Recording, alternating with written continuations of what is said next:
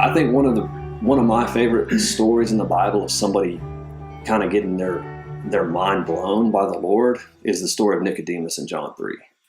This is a dude that's a Pharisee, and he knows the Torah, he knows the Bible, he knows the law, he understands it very well. But he has this war going on. All of his colleagues, his contemporaries are kind of hating. And he comes to Jesus, it says by night or by stealth. So he comes when nobody kind of knows, comes to his house, the house he was staying at.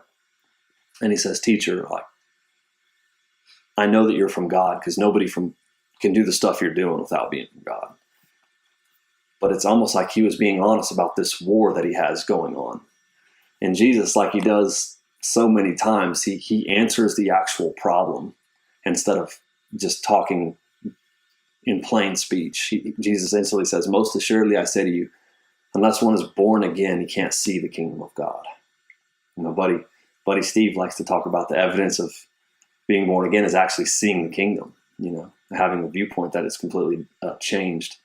So Nicodemus, being carnal and not super sharp spiritually, he's like, "How can this happen? You got to go in your mother's womb again and be reborn."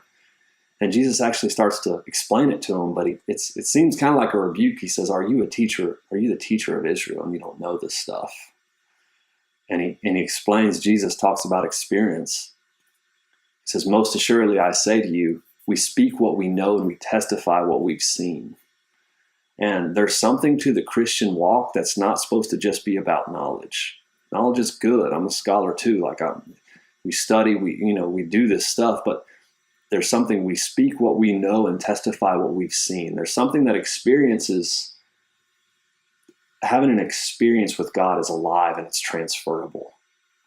And it's like, hey, are you the teacher of Israel?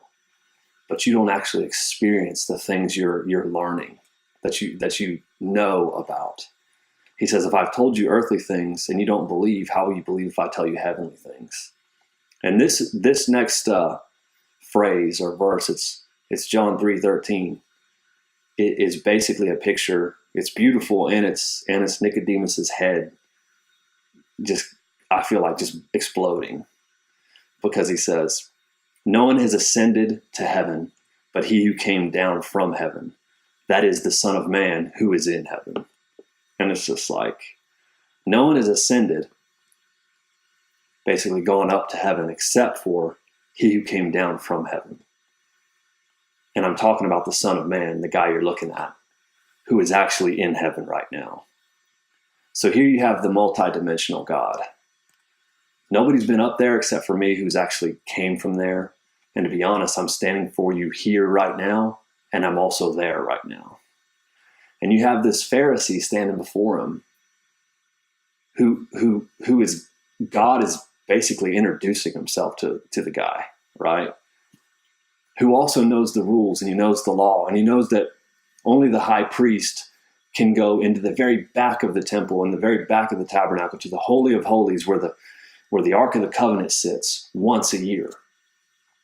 But he gets the understanding that he's actually passed from the outer court into the inner court, and he's went into the most holy place, and he's standing before God face to face. And he's not a high priest, And it's kind of a nice to meet you thing going on. God's saying like, "Hey, I've in a sense broken your rules, the rules of the grid of your mind, and you're looking at me face to face." And this isn't a temple or a tabernacle that's a picture of heaven on earth. I'm actually in heaven and I'm actually on earth, and we're talking face to face right now. And I'm telling you about being born again by the Spirit so that you can see this way. And this impacted old Nicodemus. This is a seed, it's a mold that he was planting within the Pharisee's house, that, Nicodemus came and helped in the burial of Jesus after he was crucified. There's more written about Nicodemus, not a whole lot, but he was a believer. And I'm sure when we're in heaven, we'll get to see a lot of what comes of him, you know what I mean? And what his life, the fruit of his life and everything. But again, like I said, one of the most beautiful stories I believe in the scriptures. And to be honest, I feel like this is happening today. To those who will come to the Lord and say, "Hey," I think there's an old Baptist minister named Bobby, and he used to always say, we're way too familiar with a God that we hardly know. And sometimes we have to have the humility when we come before the Lord to say, hey, kind of like Saul did, who are you, Lord? He said, I'm Jesus, whom you're persecuting. End up changing the guy's name.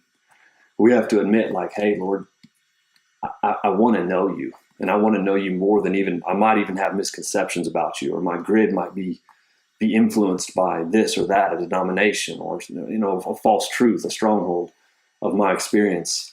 But would you continue to reveal yourself to me? Because the Lord, he's happy to do it.